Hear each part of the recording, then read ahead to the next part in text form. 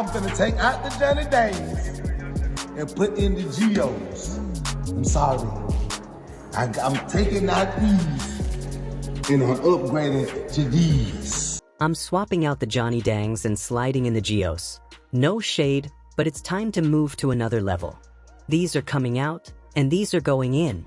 And now, with reputations on the line, this explosive situation is pulling back the curtain on a side of the jewelry world most people never get to see.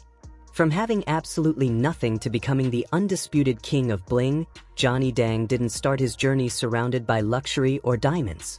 He arrived in the United States from Vietnam carrying nothing but determination and a vision.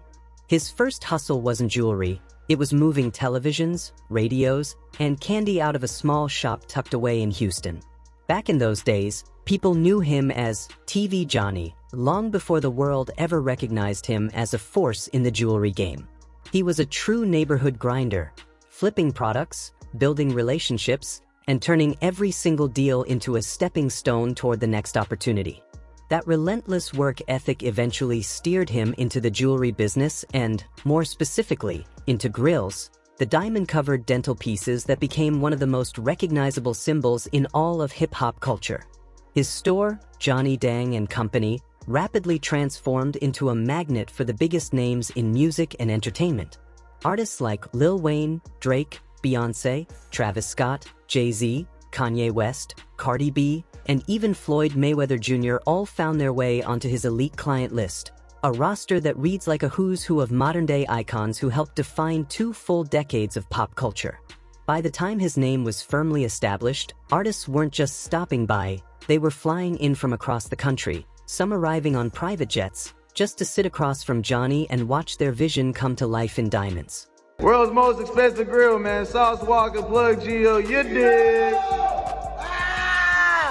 I'm gonna take out the Johnny Danes and put in the Geos. I'm sorry. His team would bring every vision to life using cutting-edge 3D design, carefully sourcing each stone, setting them by hand with surgical precision, and delivering a final piece so one-of-a-kind that nobody else in the world could replicate it. These custom creations could start at just a few $1,000s, but at the higher end, a single piece could easily climb past $500,000. His brand became deeply embedded in hip-hop culture. His jewelry appeared in music videos, lit up major stages during live performances, and flooded social media feeds, worn by artists as undeniable proof that they had truly arrived. Sauce Walka was one of those artists. Born Albert Walker Mondane on June 29, 1990, and raised right there in Houston, he started rapping in 2007 and steadily carved his name into the local scene. Over time, he built his own movement through the Sauce Factory, crafting an identity built around luxury, bold personal style, financial success, and raw street influence. He even credits himself with helping push the word drip into mainstream hip-hop vocabulary, long before it became the defining term for an entire generation. Sauce Walka wasn't just another face walking through Johnny Dang's door. He was one of his most loyal, longest-running, and highest-spending clients in all of Houston. According to Sauce himself, their connection stretches back to the early days, long before diamonds were ever part of the equation, back when Johnny was still widely known as TV Johnny. In multiple clips that spread rapidly across TikTok and Instagram, Sauce Walka laid out his perspective, recalling just how deep their history really runs. He described a time when young people in their circle hustled however they could, bringing in items like car radios and trading them with Johnny in exchange for gold grills and earrings, laying the very foundation for a relationship that would eventually grow into something operating at a completely different level. I'm taking out these and I'm upgrading to these. That's how far back it goes. That's how raw and real the connection was before any of this ever reached the level of million-dollar conversations. It wasn't built inside boardrooms or polished luxury showrooms. It started at street level, where trust and consistency weren't just valued, they were everything. As the years rolled by and both men climbed higher, the relationship grew right alongside them. Sauce Walka would spend big, and Johnny Dang would deliver even bigger.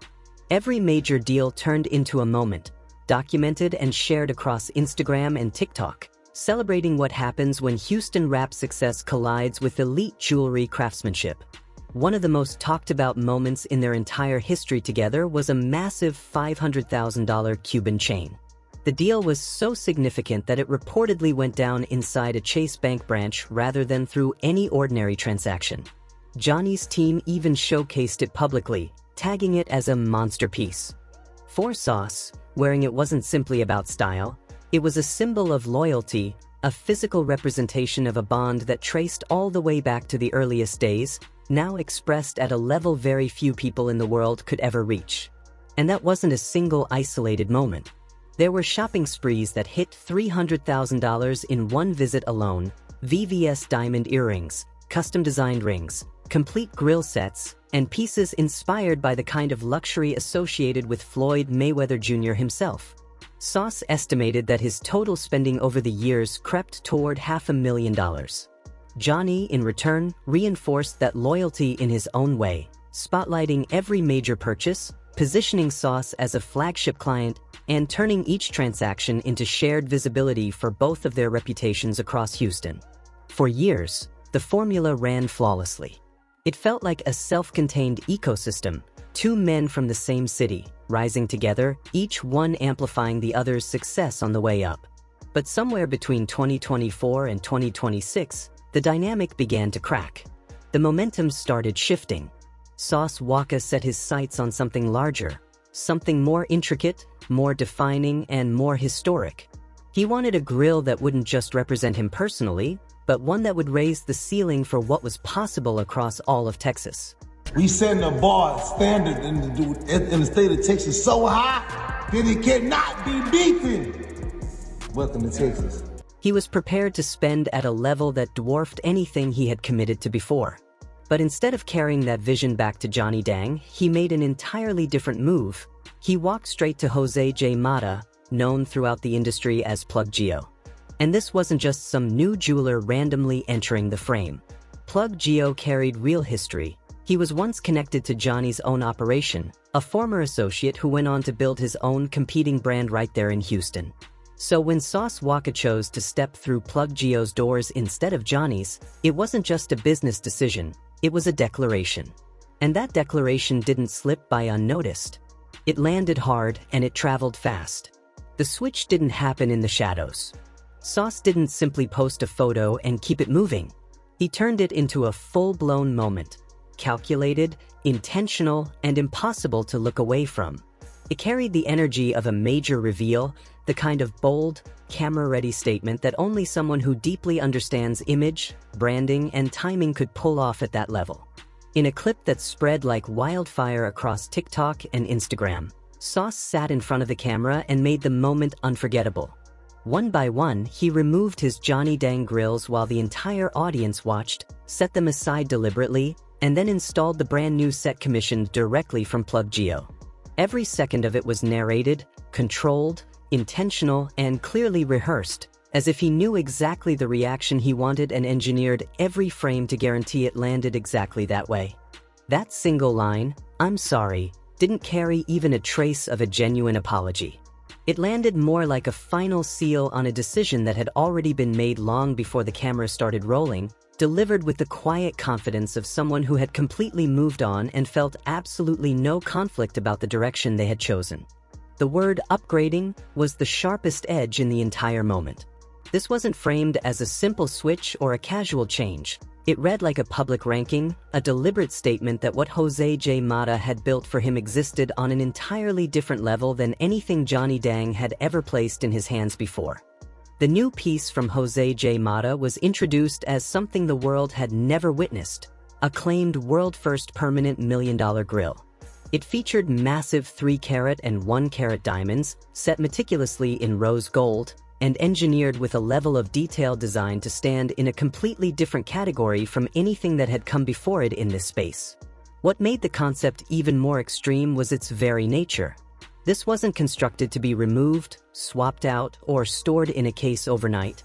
It was built to stay permanently, not as a temporary accessory, not as something interchangeable, but as a lasting fixture attached to the person wearing it.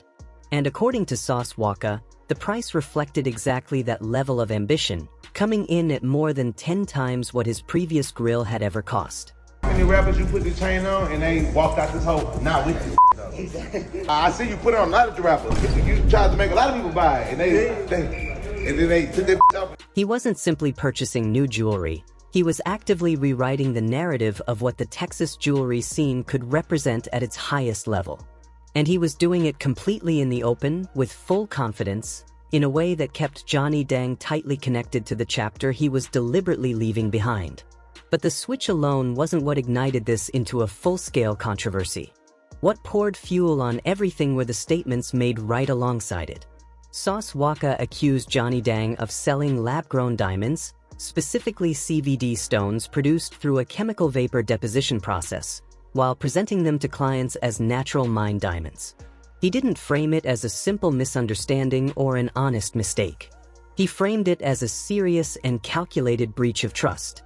The kind of accusation that carries exponentially more weight when it comes from someone who had allegedly poured hundreds of thousands of dollars into the same system across nearly 2 decades. That accusation dropped directly into a debate that had already been quietly building inside the jewelry world for years. Lab-grown diamonds are chemically identical to natural diamonds. They share the same carbon structure, the same hardness rating, and the same optical characteristics, but they differ dramatically when it comes to cost. A 1-carat natural diamond can command thousands of dollars, while a lab-grown stone of the exact same size might carry a price tag of only a few hundred. In a market where clients are paying premium prices specifically for natural origin and the prestige that comes with it, that distinction stops being technical and becomes deeply financial. And if natural pricing is applied without full and transparent disclosure, the implications extend far beyond a disagreement between two people. Sauce Walka's claim pushed that concern front and center into the public conversation. And because of his long, highly visible, and well-documented connection to Johnny Dang, the accusation carried a weight and reach that no ordinary online rumor could ever achieve on its own. At the same time, Jose J. Mata stepped directly into the conversation as well, publicly standing behind Sauce Walka and framing his departure from Johnny's circle as part of a much larger story, one that involved feeling severely underpaid despite allegedly contributing in meaningful ways to the business over time. He added claims about lab-grown stones being sold alongside certifications that were presented as natural, bringing in an insider perspective that made the entire situation feel less like speculation and far more like an alleged expose from someone who had once operated from the inside. With Sauce's public reach, Plug Geo's insider narrative, and an already heated industry-wide debate around diamond authenticity, the story detonated across the internet. YouTube titles began circulating with claims like "Rappers expose Johnny Dang," "Rappers go off on Johnny Dang," and even "Johnny Dang Houston store raided." Social media posts escalated things even further, with some accounts pushing claims of legal action, arrests, and the financial collapse of what had long been considered a powerhouse jewelry empire. It's no problem. I know you just spend money for the grill. It's all good, but don't disrespect my name, bro. Can you do that? Don't do that shit. Sauce was not pulling back even slightly. He was doubling down with full force, making absolutely certain that every person watching understood this was not a routine client complaint or a simple disagreement over craftsmanship. This was a man publicly claiming he had reached spending levels comparable to Floyd Mayweather's legendary jewelry investments, and still walked away feeling like he had been wronged at every turn. I've been busman for over 20 years since I came here from Vietnam, from nothing. The implication cut deep, that Johnny Dang's client base was built on relationships that ultimately fractured and walked away. It suggested that the bond between Johnny and the artists who wore his pieces was never as unshakable or permanent as the public had always been led to believe. And according to Sauce's own narrative, by speaking out openly, he was simply giving a public voice to conversations that had already been happening behind closed doors for some time. Whether that claim held any real truth or not, the story had already built enough momentum that it was completely impossible to contain or ignore. I'm not perfect. I've been busting my every day for years, working hard, travel, playing hard, but I disrespect nobody. At that point, Johnny Dang responded. And when he didn't come out swinging at the fraud accusations directly or immediately. Instead, his response came from an entirely personal place. The multi-part Instagram videos he released were not carefully crafted, PR-managed damage control statements polished for maximum optics. They felt exposed, emotionally raw, and completely unfiltered, like the honest, unguarded reaction of a man who felt genuinely wounded and chose to speak straight into the camera without anything standing between himself and the audience watching every word. I special design, very, very special. Make sure it precise, good side of the diamond, smooth, so it not be too heavy, too chunky, so you going to wear it for another years without messing your mouth. That opening line immediately locked in the entire tone of everything that followed. He didn't lead with denial. He didn't open with legal positioning or prepared counterarguments. He opened with the relationship itself, the 20 years of shared history, the moments built together, and the bond he genuinely believed had been publicly disrespected in front of the entire internet without any warning or conversation beforehand. And for free, nothing but love, man. You one of the few rappers I've been knowing for over 20 years. He brought the focus back to the very foundation of everything between them. He made it unmistakably clear that none of this had ever been charity, handouts, or personal favors. It was business. Real transactions, fully paid, conducted on equal footing, and built on a foundation of mutual respect. In doing so, he pushed back firmly against any implication that Sauce had ever been overcharged, misled, or taken advantage of at any point across their entire history together. In his version of events, the relationship had always been clean, straightforward, and built on honesty from both sides.